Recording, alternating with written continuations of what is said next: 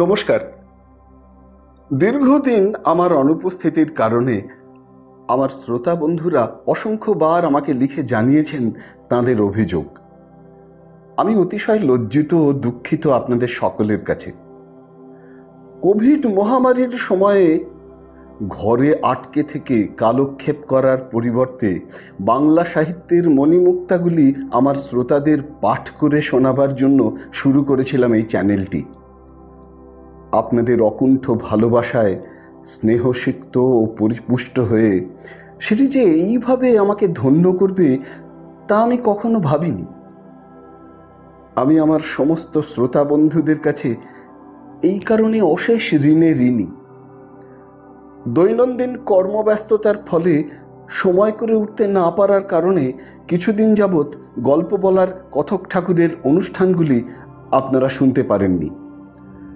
বেঁচে থাকতে গেলে রোজগার করতে হবে, সংসারের যাবতীয় দায় দায়িত্ব মেটাতে হবে, আর সেই কারণেই আমার এই অপারগতা।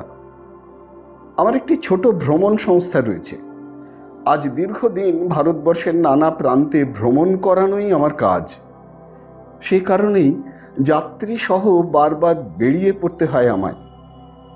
আমার শ্রোতারা অনুগ্রহ করে আমায় ভুল বুঝবেন না। বর্তমানে আবারও চেষ্টা করছি যত দ্রুত সম্ভব গল্পগুলির রেকর্ডিং, এডিটিং, মিক্সিং প্রভৃতি কাজগুলি সম্পন্ন করে যত তাড়াতাড়ি সম্ভব আপনাদের সামনে উপস্থাপন করবার। গল্প বলার কথক ঠাকুর চ্যানেলের সমস্ত শ্রোতা বন্ধুরা আমার পরিবারের সদস্যের মতন।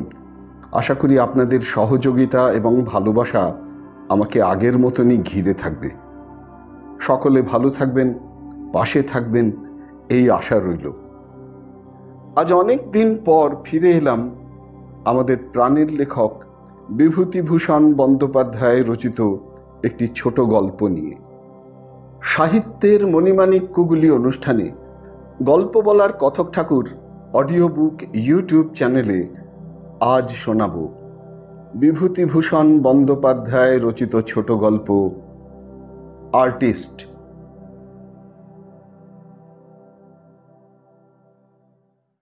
হঠাৎ অশ্বিনীকে দেখে শ্যামচাঁদগঞ্জের বাজারে আমি বড়ই আশ্চর্য হয়ে গেলাম। আমাদের গ্রামের লোক অশ্বিনী, তবে আজ বহুকাল ও দেশ ছাড়া। অশ্বিনী আমাদেরই বয়সী হবে।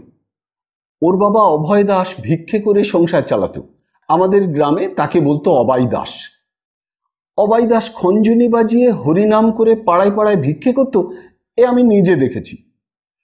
তারপর অবাই দাস কতগুলি অপগণ্ড ছেলে মেয়ে রেখে মারা গেল। ওর বিধবা স্ত্রী ছেলে মেয়ে নিয়ে কোথায় যেন চলে গিয়েছিল, তা কেউ খোঁজ রাখে না। ওদের বাড়িঘর গ্রামের হরিনাথ চৌধুরী মহাশয় নিজের জমির অন্তর্ভুক্ত করে নিয়ে সেখানে তরিতরকারির বাগান করেছিলেন।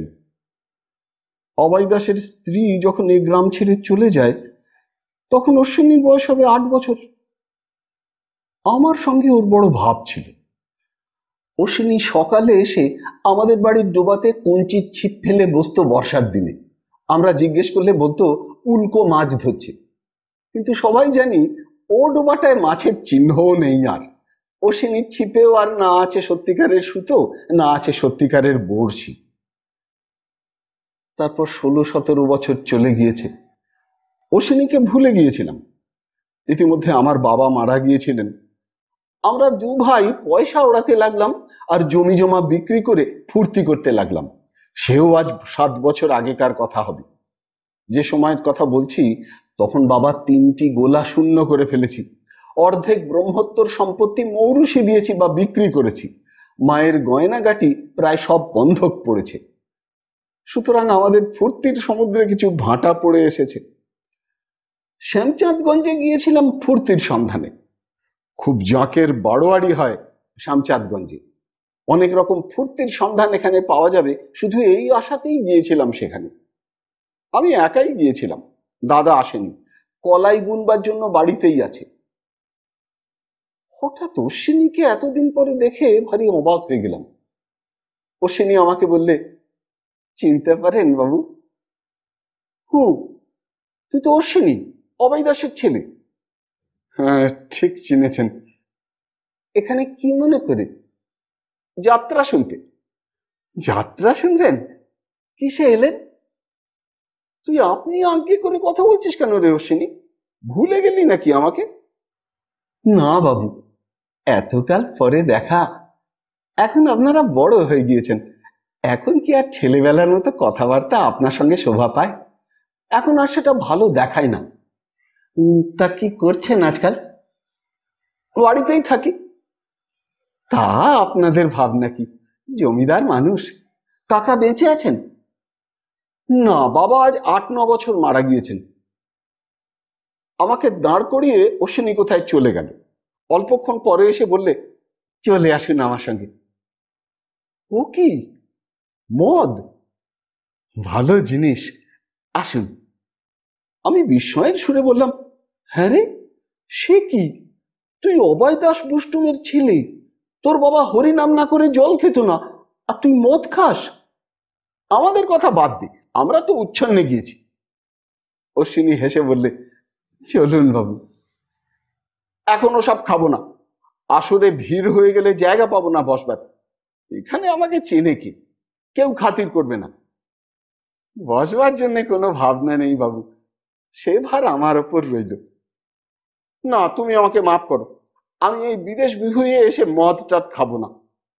মা বাড়ি থেকে বেরোবার সময় বারণ করে দিয়েছে, মাইরি বলছি। আচ্ছা, তবে খাবারের দোকানে আসুন, খান কতক সিঙ্গারা খাবেন, চলুন। খাবার দোকানে বেশ খানিকটা দেরি হয়ে গেল। এদিকে আমি খেতে খেতেই দেখছি আসল লোকে ভর্তি হয়ে গেল। সেখানে আমার মতো বিদেশি লোককে কেউ বসতে জায়গা দেবে না। অশ্বিনী বড় গোলমাল বাঁধালে দেখছি। অশ্বিনীকে কথাটা বলতে সে হেসে বললে, কেন ভাবছেন বাবু, আমি যখন আছি তখন আপনি নির্ভাবনায় থাকুন। খুব ভালো জায়গায় আপনাকে না বসিয়ে দিতে পারি, তবে আমি অবাই দাস বৈরাগীর ছেলে নই। অশ্বিনীর এ আশ্বাস বাণীতে আমার কিন্তু ভরসার উদ্রেক হলো না বিন্দু মাত্র। ও নেশার ঝোঁকে দায়িত্বহীন আবল তাবল বকছে। ওকে কে পুজবে এত বড় আসরের মধ্যে? আজ এত কষ্ট করে এত দূরে যাত্রা শুনতে আসা দেখছি নিরর্থক হয়ে গেল। কি হাঙ্গামাই না বাঁধালে অশ্বিনী। অশ্বিনী আমার হাতে দুটো পান এনে দিয়ে বললে, খান বাবু, আমি জামাটা গায়ে দিয়ে আসি। আরো দেরি করবি অশ্বিনী? আমার আজ আর যাত্রা দেখা হলো না, না হয়তো তখন জুতো খাবো আপনার কাছে। সে চলে গেল। আমি নিরুপায় হয়ে সেই পানের দোকানের সামনে বসেই রইলাম, কারণ তখন আমার একার কর্ম নয় এত বড় আসরে ভিড় ঠেলে ঢুকে জায়গা করে নেওয়া। যখন ও আবার ফিরে এলো তখন আসরে কনসার্ট বাজনা শুরু হয়ে গিয়েছে। দেখি ও বেশ সেজে গুজে এসেছে। গায়ে একটা মটকার পাঞ্জাবি, মাথায় একখানা চাদর পাগড়ির মতো করে বাঁধা, দিব্যি ফর্সা ধুতি পরনে। ও কি বিষয় কর্ম করে তাও জানি না, একবার জিজ্ঞেস করতে ইচ্ছে হলো। ওর পেছনে পেছনে আসরে ঢুকলাম। যেখানে যাত্রার দল বসে কনসার্ট বাজাচ্ছে সেই ফটকে জন কয়েক ভলান্টিয়ার দাঁড়িয়ে ফটক পাহারা দিচ্ছে। অশ্বিনী গিয়ে সেই ফটকে দাঁড়ালো। ভলান্টিয়াররা ভাবলো আমরা যাত্রা দলের লোক, পথ ছেড়ে দিয়ে দাঁড়ালো একপাশে। তার একটু আগে প্রথম দফা কনসার্ট বাজনা থেমেছে সব। এমন সময় একটা আশ্চর্য ব্যাপার ঘটল। দলের পাখোয়াজ বাজিয়ে হঠাৎ ফটকের দিকে চেয়ে অশ্বিনীকে দেখতে পেয়ে সচকিতভাবে পাশের ফুলুট বাজিয়াকে বললে, অশ্বিনী বাবু। কে? ওই যে অশ্বিনী বাবু। অমনি ফুলুট বাজিয়ে বাঁশিটা নামিয়ে রেখে আস্তে আস্তে অশ্বিনীর কাছে এসে হাত জোড় করে বললে, আসুন আসুন অশ্বিনী বাবু, আসুন। আপনি এখানে? অশ্বিনীর দিকে চেয়ে দেখি ওর গলার সুর ও মুখের ভাব বদলে গেছে। আমার সঙ্গে খানিক আগে যে সুরে কথা বলছিল সে সুর আর গলায় নেই, সে মানুষই আর ও নয়। গম্ভীর সুরে বললে, একটু কাজে এসেছিলাম এখানে, আপনি বোধহয় দলের ম্যানেজার? আগে হ্যাঁ, আমাদের সৌভাগ্য যে আপনার মতো লোক আজ এখানে। আমি মনে মনে ভাবছি, ব্যাপার কি, অশ্বিনী কি কাজ করে? এত বড় দলের ম্যানেজার স্বয়ং এসে ওকে অভ্যর্থনা করছে। নবাব খানজা খাঁ হয়ে গেল নাকি অশ্বিনী? অবাই দাস বষ্টুমির ছেলে। অশ্বিনী আমার হাত ধরে এগিয়ে নিয়ে এসে বললে, ইনি আমার বিশিষ্ট বন্ধু, ব্রাহ্মণের ছেলে। একে একটু ভালো জায়গায় বসিয়ে দেবার বন্দোবস্ত করতে হবে। ইনি বসবার জায়গা পাচ্ছেন না। আমি লক্ষ্য করছি যাত্রা দলের বাজিয়েরা সকলে ওকে আঙুল দিয়ে অশ্বিনীকে দেখাচ্ছে, আর সকলেই কৌতূহলের দৃষ্টিতে ওর দিকে তাকিয়ে, যেন কি দুর্লভ বস্তুর দর্শন লাভ আজ ঘটেছে ওদের ভাগ্যে। ভাবখানা এইরকম। আমি নিজেও আশ্চর্য হয়েছি মনে মনে। কেন অশ্বিনীকে এতক্ষণ জিজ্ঞাসা করিনি যে ও কি করে? না, সে আর জিজ্ঞেস করাই হবে না। ওই বা কি মনে করবে? আমাকে তো ওরা পরম যত্নে হাত ধরে নিয়ে গিয়ে বসালে, সেই সঙ্গে অশ্বিনীকেও। দলের কে একজন আমার হাতে একটা সিগারেট দিয়ে বললে, খান। অশ্বিনীকেও দিতে গেল। অশ্বিনী আমাকে ইঙ্গিতে দেখিয়ে বললে, বাপ রে, ওর সামনে খাইনি, আমাদের গ্রামের জমিদারের ছেলে। এই সময় ম্যানেজার হাত জোড় করে অশ্বিনীকে বললে, এবার আপনি একটু বাজান দয়া করে। আপনি এখানে বসে থাকতে কেউ পাখোয়াজে হাত দিতে সাহস করছে না। না না, তাতে কি, হোক, আমি শুনি। বেশ বাজান তো উনি। মুরব্বি আনা চালে এটা বললে অশ্বিনী। আগে না, আপনি আসরে বসে থাকতে কারো সাহস হচ্ছে না বাজাতে। একখানা বাজিয়ে দিন আপনি। পাখোয়াজ বাজিয়েও একবার এসে হাত জোড় করে বললে, আপনি আমাদের গুরু স্থানীয়, মাথার মণি। আগে আপনি এখানে থাকতে বাবু আমাদের কি যন্তরে হাত ধোয়া সাজে? অশ্বিনী মৃদু হেসে, তাও মুরব্বি আনা চালে, আগেকার সে অশ্বিনী যেন আর নেই। তো অশ্বিনী মৃদু হেসে পাখোয়াজ ধরে এগিয়ে নিয়ে বসল। কানে কানে কথা ছড়িয়ে পড়ল চারিদিকে। সাজঘর থেকে পর্যন্ত যাত্রার দলের লোক এসে ফটকের কাছে জড়ো হয়ে কৌতূহলে অশ্বিনীর বাজানো দেখতে ভিড় করলে। বাজনাও বটে অশ্বিনীর। বাপের বিষয় উড়িয়ে ফুর্তি করবার সময়ে গান বাজনার দিকেও একটু আধটু মন দিয়েছিলাম। খুব বেশি না বুঝলেও গান বাজনা সম্বন্ধে নিতান্ত অর্বাচীন নই। পাখোয়াজ ধরে অশ্বিনী যখন ঘা দিতে লাগলো, তখন যেন মনে হলো গুরু গুরু শব্দে মেঘ গর্জন হচ্ছে কোথাও আকাশে। মেঘে মেঘে তার ধ্বনি, ধ্বনি থেকে প্রতিধ্বনি। আসর এক মুহূর্তে জমে গেল। স্তব্ধ হয়ে গেল লোকজনের কোলাহল। সবাই উৎসুক নয়নে চেয়ে চেয়ে দেখছে। সবারই কানে গিয়েছে, ওই যে লোকটি পাখোয়াজ বাজাচ্ছে, উনি অশ্বিনীবাবু স্বয়ং। লোকের দৃষ্টিতে কি ঔৎসুক্য, কি আনন্দ, মুখে কি সম্ভ্রম আর শ্রদ্ধা।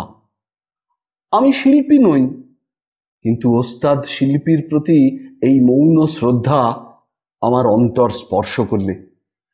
আমি নিজেও গর্ব অনুভব করলাম যে অশ্বিনী আমার বাল্য বন্ধু। এতক্ষণ একে ভিখিরি অবাইদাস বোষ্টমের ছেলে বলে মনে মনে যে অবজ্ঞার ভাব পোষণ করেছিলাম, তার স্থান অধিকার করলে ওর প্রতি একটা গভীর শ্রদ্ধা ও বিস্ময়। এই বিস্ময়টা যেন আমি কাটিয়ে উঠতে পারছিলাম না। এই সেই অশ্বিনী, অবাইদাসের ছেলে, দোচালা ঘরে বাস করত, ভিক্ষে করে সংসার চালাতো ওর বাপ মা। অশ্বিনীর বাজনা থামলে পাখোয়াজ বাজিয়ে ওর পায়ের ধুলো নিয়ে বললে, আশীর্বাদ করুন যেন আপনার মতো হাত হয়। ম্যানেজার গদগদ কণ্ঠে বললে, সোনা দিয়ে বাঁধিয়ে রাখতে হয় হাত আপনার, দয়া করে একবার ডুবগি তবলাটা। অশ্বিনীকে এতক্ষণ দুদিক থেকে দুজনে পাখার বাতাস করেছে। আসরে বড় গরম। পাখোয়াজ বাজনার শ্রমে অশ্বিনী ঘেমে উঠেছে। গ্রামের জমিদারের ছেলে আমি। ওর পাশে বসে নিজেকে নিতান্ত নগণ্য মনে করতে লাগলুম। পালা আরম্ভ হয়ে গেল। অশ্বিনী ওদের অনুরোধে বার কয়েক পাখোয়াজ আর ডুগি তবলা বাজালে। ওস্তাদের হাত দেখলুম বটে ওর সমস্ত বাজনার মধ্যে। তৃতীয় অঙ্কের শেষে দুজনে বার হয়ে এলুম ফাঁকায়। অশ্বিনী বললে, বাবু এবার একটু চলবে? না ভাই, আমায় অনুরোধ করো না। কি খাবেন? কিছু খাবো না, চলো একটু চা খাই। ওতে আমার মৌতার থাকবে না, আপনি খান। আসলে ওরা বাজাতে বলবে, সাদা চোখে হাত খোলে না। আমি কৌতূহলের সুরে বললাম, অশ্বিনী আজ বড্ড আনন্দ পেলাম। কতদিন তোরা গ্রাম ছেড়েছিস, তোদের কোনো সংবাদও পাইনি। তুই যে এত বড় হয়ে উঠেছিস তা আজ তোকে দেখে। অশ্বিনী আমার পায়ের ধুলো নিয়ে মাথায় দিলে, বললে, চলুন, কিছু খেতে হবে। তা হবে না, আমি তোকে আজ খাওয়াবো। তা কি হয়, আপনার খেয়ে তো আমরা মানুষ। আজ আমি খাওয়াবো আপনাকে। আমি যেদিন আপনাদের বাড়ি যাব সেদিন খাওয়াবেন আপনি। অশ্বিনীকে জোর করে খাওয়ালুম একটা খাবারের দোকানে সিঙ্গাড়া আর সন্দেশ। ও ছাড়লে না আমাকে খাওয়াতে। বাল্যকালের কথা, আমাদের গ্রামের কথা ও অনেক বলতে লাগলো। ওর মা বেঁচে নেই, ছোট ভাইকে কোথাকার দোকানে কাজে ভর্তি করে দিয়েছে। কালনার কাছে গোপীনাথপুরে অশ্বিনী বিবাহ করেছে। শ্বশুরের কাপড়ের দোকান কালনার বাজারে। একমাত্র মেয়ে, শ্বশুর চোখ বুঝলে ওর স্ত্রী সম্পত্তি পাবে। বললাম, বাজনা শিখলে কোথায়?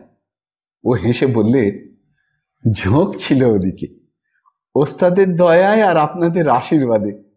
বাবা ছিলেন গাইয়ে বাজিয়ে, তার সেই গুণটা ওরসেছে আমাতে। ওস্তাদ পেয়েছিলাম যাত্রার দলের বড় বাজিয়ে দুর্লভরাম সাধু খাঁকে। তিনি আমাকে হাতে ধরে শেখান। যজ্ঞেশ্বর নন্দীর কাছে তবলা শিক্ষা করি। আগে তা আপনার বাবা মায়ের আশীর্বাদে এমন সব ওস্তাদ পেয়েছিলাম যাদের এক ডাকে লোকে চেনে। পয়সাও রোজগার করি, কেন মিথ্যে বলবো। যেদিন যে আসলে ঠিকে বাজাবো, 3 টাকা রাত আর খোরাকি, দুধ আর ওই যা বললাম মৌতাট। তা বায়না লেগেই আছে দাদাবাবু। মাসে 100 টাকা কেউ মারে না, রাজার হালে খাওয়া দাওয়া। আর সে আর আপনাদের সামনে কি বলবো, খাতিরও কিছু করে লোকে। এই ঘটনার পরে অনেক দিন হয়ে গিয়েছে, প্রায় 15-16 বছর হবে। অশ্বিনীর সঙ্গে আমার আর কখনো দেখা হয়নি। গত বৈশাখ মাসে একদিন বাইরের ঘরে বসে আছি, একটি গরিব স্ত্রীলোক একটি ছোট মেয়ের হাত ধরে আমাদের বাড়ির নিচে ভিক্ষে করতে ঢুকলো। আমার অবস্থাও যথেষ্ট খারাপ হয়ে গিয়েছে। যৌবনের সে উদ্দাম স্রোত আমাকে এক শুষ্ক বালুচরে বসিয়ে কোন দিক দিয়ে যে নিঃশব্দে অন্তর্হিত হয়েছে তার সন্ধানও পাইনি। বেশ একটু পরে স্ত্রীলোকটি আধখানা কুমড়ো আর কিছু চাল আঁচলে নিয়ে বাড়ি থেকে বেরিয়ে চলে গেল। আমার বড় মেয়েকে জিজ্ঞেস করলাম ডেকে, ও কে? ওকে তো কখনো দেখিনি। বড় মেয়ে যা বললে তার মোট মর্ম এই যে ওরা ওপাড়ার গৌরদাস বৈরাগীর বাড়িতে এসেছে। এই গ্রামে আগে ওর শ্বশুরের বাড়ি ছিল। ওর স্বামীর নাম ছিল অশ্বিন। যাত্রা দলে নেশা ভাঙ করে সব উড়িয়ে দিয়ে গিয়েছে, কেউ কোথাও নেই এদের। গৌরদাস ওই বউটার কি রকমের ভাসুর হয়, তাই ওদের আশ্রয়ে এসে উঠেছে। গৌরদাসেরও তো অবস্থা খারাপ, কাজেই ওকে ভিক্ষে করে চালাতে হয়, নইলে উপায় কি? উপায় যে কিছু নেই তা নিজেকে দেখেই আজকাল বেশ বুঝতে পারি। সে কথা অবশ্যই আর বড় মেয়েকে বললুম না।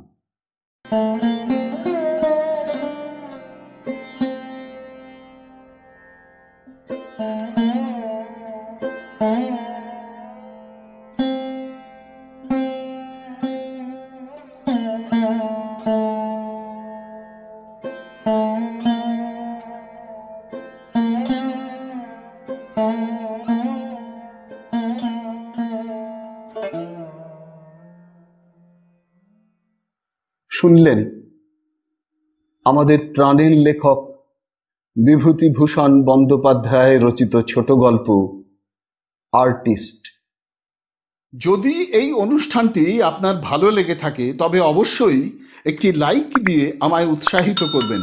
যারা এখনো আমার এই চ্যানেলটিকে সাবস্ক্রাইব করেননি তারা অনুগ্রহ করে সাবস্ক্রাইব বোতামটি টিপে আমার এই চ্যানেলটিকে সাবস্ক্রাইব করে নেবেন এবং ভিডিওর কমেন্ট বক্সে আপনার মূল্যবান মতামত জানিয়ে চ্যানেলটিকে আরও এগিয়ে নিয়ে যেতে আমায় সাহায্য করবেন।